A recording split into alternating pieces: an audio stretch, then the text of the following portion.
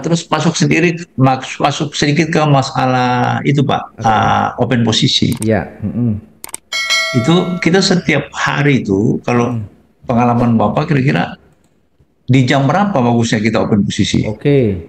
Pada umumnya ya di paling paling umum Oke, paling umum ya. Di Mas atau yang di mana saja gitu ya, Oke. pair yang lain. Saya biar nanti lebih mengena pas juga dengan tujuannya, kita fokus di emas misalkan ya.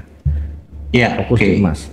Di emas ini karakternya harus tahu. Emas itu karakternya harus betul-betul memahami ya, biar nanti sebelum kita masuk ke sana, kita ketemu ini jam-jam yang kita potensial itu jam berapa gitu. Ibaratnya kalau kita berdoa kan harus tahu jam-jam mustajabnya itu, waktu-waktu yang mustajabnya gitu loh. Jadi pertanyaan ini juga sangat luar biasa karena ini berkaitan dengan karakter kita nanti ya. Ada beberapa sesi yang sebenarnya bisa di pasar internasional ini ya. Tiga sesi itu masing-masing punya kelebihan ya. Ada sesi Asia yang pagi. Asia itu Ya, jam 6 pagi, bahkan ya jam 6 sampai jam 13.00. Ini sesi Asia. Asia ini bagaimana dengan emas? Sebenarnya Asia ini boleh saja masuk, cuma pergerakannya agak lambat. Kalau kita trading harian, mulai dari pagi boleh. Artinya jangkanya panjang. Posisi pagi masuk, nanti targetnya 500-600. Jadi bisa berjam-jam, tidak masalah.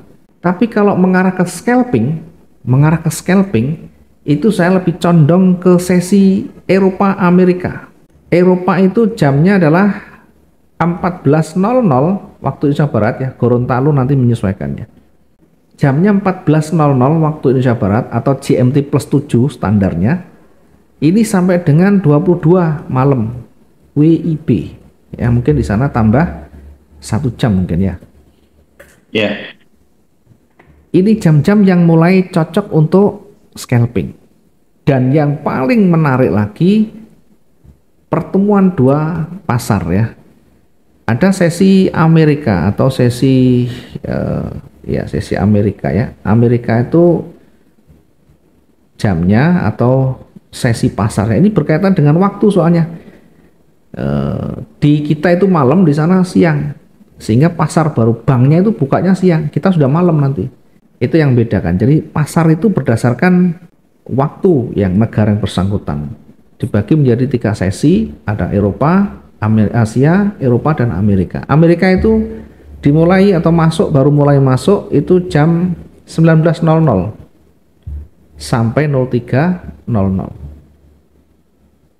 Mana yang paling ramai, mana yang paling sangat menguntungkan saat kita scalping ya. Sebenarnya kembali ke style kita. Kalau style kita suka yang pergerakannya ekstrim, suka yang volatilitasnya tinggi, itu di jam pertemuan ini antara Amerika dan Eropa, yakni antara jam 19 sampai 22 waktu Indonesia Barat.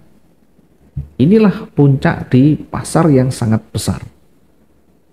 Namun setiap orang terkadang tidak mampu mengimbangi pergerakan yang sangat ekstrim itu, sehingga kadangkala susah menentukan gitu loh. Padahal di sini paling enaknya kita menentukan entry yang cepat ya. Kita bisa entry dan exit dengan cepat, dengan target bahkan yang sesuai harian ya. Dalam waktu hitungan menit, dalam waktu jam itu bahkan bisa mewakili transaksi 1 hari. Kalau di jam-jam yang pasar yang ramai begini. Nah, kembali lagi harus punya skill di sana, harus punya pemahaman mengikuti dari pergerakan-pergerakan yang ada di sana. Di malam hari itu biasanya marketnya ekstrim ya. Sementara ini Pak Gunawan pakai yang jam-jam berapa ya sementara ini? sementara ini Pak, kalau saya analisa Mm-mm. itu saya juga pakai apa ini panduan gitu, buku yang saya selalu catat setiap hari. Mm-mm. Itu kalau di EuroGP itu yang paling ramai mulai jam 2 siang, memang sesi Eropa masuk. Ya, jadi pasar besarnya, pasar dunia itu sebenarnya yang mendominasi Eropa Pak. Nomor satu. Loh, kenapa tidak Amerika? Bukan. Pasar uang itu yang paling mendominasi dia Eropa. Eropa kan uni Pak, jadi ada Jerman, ada Perancis, ya, ada Ya, Yunani, banyak dia. Beda dengan Amerika ya. Sehingga yang banyak mengendalikan itu Eropa. Jadi ibaratnya pemegang saham terbesar di pasar uang itu adalah Eropa. Setelah itu baru Amerika. Makanya kalau pas rame itu ya dua-duanya, dua-dua pasar itu sangat berpengaruh sekali. Nah, apakah nanti saya tidak bisa di pagi? Boleh saja. Makanya perlu kita menguji di sesi Asia itu seperti apa. Nanti kita coba menggunakan tekniknya. Kemudian di Eropa itu seperti apa, plus minusnya. Di Amerika atau sesi Amerika Eropa itu seperti apa. Dari mencoba itulah nanti kita mulai memilih mana yang kira-kira cocok. Itu kayak kita dagang itu loh Pak. Kita dagang mungkin di satu tempat ini coba, di satu tempat coba. Nanti kira-kira mana yang banyak pelanggan di situ, mana kira-kira banyak yang laris di situ, gitu loh Pak. Jadi di awal itu pentingnya kita mencoba begitu. Makanya saya sarankan dulu untuk akun demo, untuk akun realnya sementara di pending dulu ya. Kita banyak latihan dulu, menerapkan dulu nanti ya. Di sesi ini bagaimana, kemudian cara entry itu bagaimana, cara membaca itu bagaimana, itu terapkan dulu. Minimal menyelaraskan antara teori dengan praktek, antara psikologi dengan real time-nya di sana. Sehingga nanti mulai ditata. Ya, awal itu kita ibaratnya loss dulu, artinya kita bebas dulu mencoba. Tidak usah takut salah, tidak usah takut rugi. Karena tujuannya adalah untuk menggali, ya, untuk mengetahui plus dan minusnya. Nanti mulai ditata. Jangan terus-terusan begitu, jangan ibaratnya kalau ngawur jangan terusan begitu. Mulai ditata. Dari kita tanpa dasar, kemudian mulai ada dasarnya mulai digunakan. Sehingga nanti ada perbaikan di situ. Ya, ada langkah demi langkah, kemudian mulai diperbaiki dan sebagainya. Ya, kira-kira begitu ya. Jadi berita yang paling besar itu berada di antara ini, jam-jam ini. Jam Amerika dan Eropa di sini. Jam 7 sampai jam 10 malam ini puncaknya. Maka yang paling banyak berita itu di sini. Jam 19, 19.30, jam 8, 19.30, 9 malam, jam 9, jam 10 itu paling banyak. Dan itu nanti harus tahu. Kalau jenengan hari-hari ada waktu, biasa kan buka di Bloomberg. Ini yang di TV ya, yang live itu. Ya mungkin di internet live ada juga. Bloomberg Pak.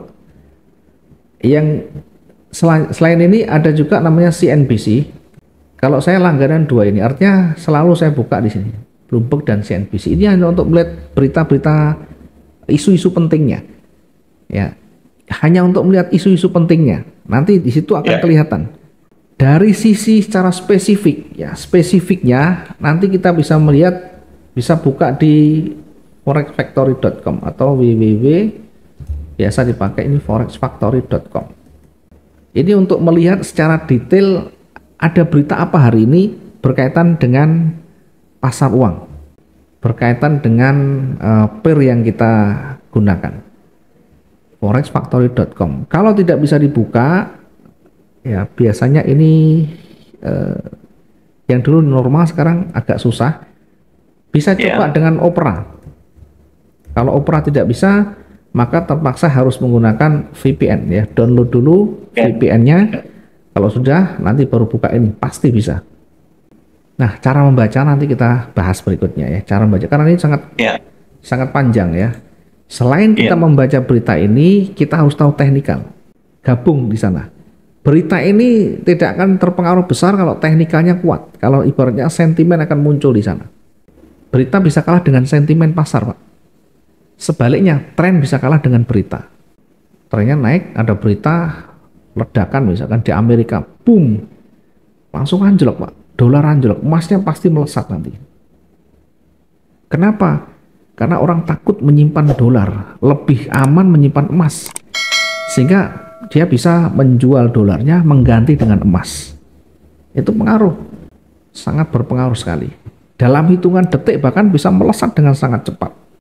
Kalau ada fenomena misalkan ada geopolitik, ada kebijakan ekonomi, nanti yang mempengaruhi apa?